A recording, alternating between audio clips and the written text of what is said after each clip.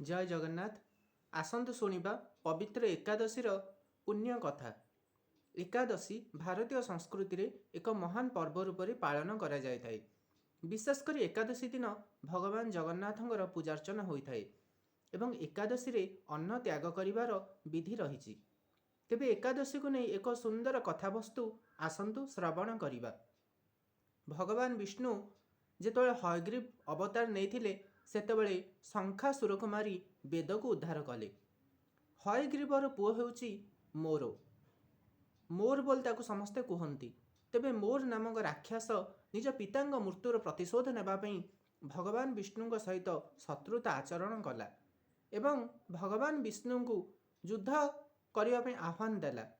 भगवान युद्ध करू करू युद्ध भूमि पलायन कले एवं भगवान जाई एक गुंफा भितरे शोईचंती।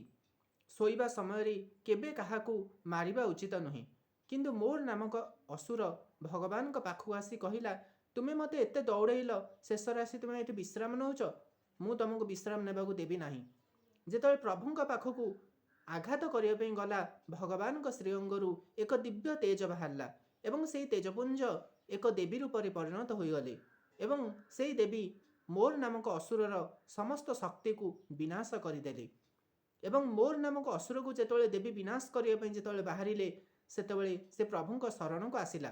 भगवान कहले तू जेतबेले मो शरण को आसीचु मु तते मारि परिबि नाही, तू कौन मागुचु मागे। मोर नामक असुर भगवान को कहिला, प्रभु आपण ए संसार भितरे मते केउठारे मध्य रहिबा पई स्थान दियंतु। भगवान कहले, आज होची पवित्र एकादशी तिथि, तते मु कहूची जेउ लोक एकादशी रे अन्न भोजन करिब तू ता भितरे तामसिक प्रवृत्ति जागृत करिबु। तेणु एकादशी रे अन्न भोजन करिबा उचित नुहे।